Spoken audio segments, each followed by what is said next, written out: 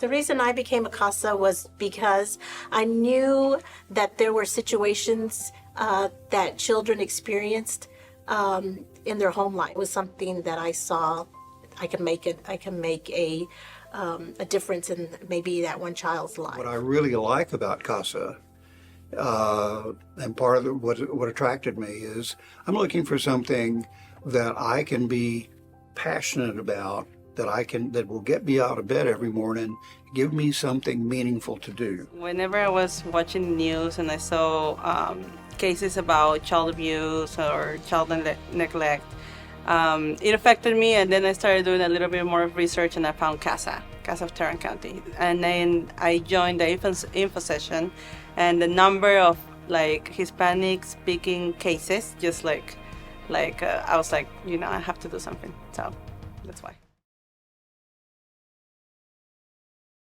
It's tough in a lot of ways. And one of those factors that is really complex for these kids is that there's not a lot of consistency, right? Being moved from home to home, who's my lawyer, who's my government worker, what have you. And what I love about being a part of CASA and being assigned to my child, for example, is that I am that consistency. So at least once a month, right, I'm seeing him, I'm talking with him, I'm hanging out with him, I'm bringing toys to play with him. And so no matter what craziness he happens to be going through, whether it be at home or at school or what have you, he knows that at some point soon, his CASA is going to be there to hang out with him and play and talk. One of the children in my case is a little boy, and he's playing football, and he's asked me, come to my football game. So I went, and we sat in the stands, and when it was his time to he did something on the field, and I was like cheering for him, and it's like he looked up at the stand, and I knew that previously there had been other moms that were cheering for their children, but when he would do something, it was like silent, quiet, no one really. And it's like, I'm going to make sure I cheer really loud for him, that he knows that there's someone in the stands for him. So when the game was over, he ran over to where I was, and we got to take pictures, and he was just so happy that there was someone there. So that just made me feel like it's something more than just writing out reports. Oh, that he's done this, he's done that. I got to see in his face that he was so happy that there was someone there that was supporting with him. So CASA has had a positive impact in my life because it was filling the missing piece, right? I was doing good professionally, with my husband and everything else, with my dogs and everything. So I was missing something to give back. As a community, I think you have to take care of the children, right? Especially the ones that don't have anybody to take care of them. A couple of the kids on my case, I've had a case that I've been on for just over a year. It was a family where there were 7 kids, and 4 of those 7 kids have now been adopted, and we're working on the final 3, who are the oldest.